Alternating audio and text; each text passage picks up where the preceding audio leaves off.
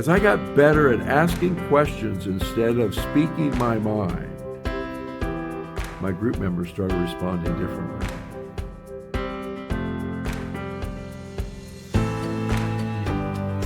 Hi everybody, Steve Howley here with the Family Peace Initiative, and welcome to the May edition of the Facilitator's Tool Chest Log, which I try to put out about each month, just inviting us to think about things, to maybe stimulate some conversation, maybe help advance our journey to mastery of our craft, working with those who batter in programming. I've been thinking a lot lately about the idea of curiosity and how curiosity is really a high-level skill and is difficult for facilitators to get into that space where they're curious. We've been trained, or I think I was trained in the 90s, to confront and challenge all these pro-abuse beliefs and, tactics of avoiding accountability, minimization, denial, and blame, and, helping try to hold those who batter accountable. And, I was really, really good at doing that. I could hold people accountable and I could confront them and challenge them. But in the process, I was really good at creating power struggles. I was really good at trying to force people to say what I wanted them to say, as opposed to helping participants of the program become more genuine and more authentic and speaking from their heart, speaking from their own stories. I probably learned much slower than the average bear, but as I got better at inquiry, as I got better at curiosity, as I got better at just being inquisitive about why would you think that? What would you say if you didn't say it that way?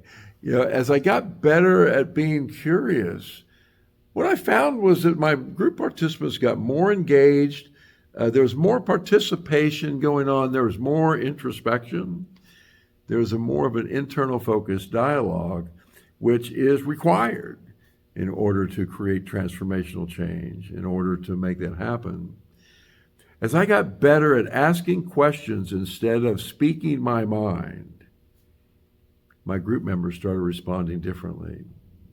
And it's no easy task, right? Because as we get anxious, I think Brene Brown talks about this, as we get anxious, we end up wanting to give people advice or give them lectures on why they should think differently or silver line things. Oh, it's not that bad. You ought to look at the bright side. And, oh, you shouldn't feel like that. What you should really feel is this. And, facilitators get anxious. Helpers get anxious.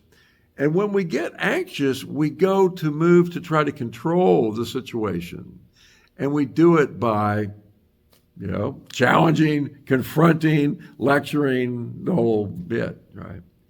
But if we're able to manage our own internal workings and can hear what people say and become curious about, can you tell me more about that? Do you mind if I ask you a question? Can you tell me, what did that feel like that was saying about you when that happened? There's thousands of questions. And these questions are really important because it keeps the process on the participant instead of taking it away from the participant and putting it on the facilitator. So I just want you to know that when you move to lecture, when you move to hold someone accountable and to confront them or challenge them, it might be more about you and your anxiety than it is about, transformational change with those you're working with. But as you can move to being able to stay curious, even in difficult conversations, I think you're going to see things change in your group room. Learn to ask the questions. Learn to inquire. If you want a roadmap, go back and look at our blog post about the funnel conversation, a transformational conversation. It's just a roadmap for a simple transformational conversation that really drives introspection, helping people get into their stories and helping them solve their own problems instead of that being a duty of the facilitator. So learn to watch yourself, learn to listen to yourself, and see when it is that you surrender curiosity and move into confronting and challenging and lecturing and that kind of thing. And I think you might learn some things. What might you have asked instead of what you might have said? So, hey, it's good to see you, and happy May to you all.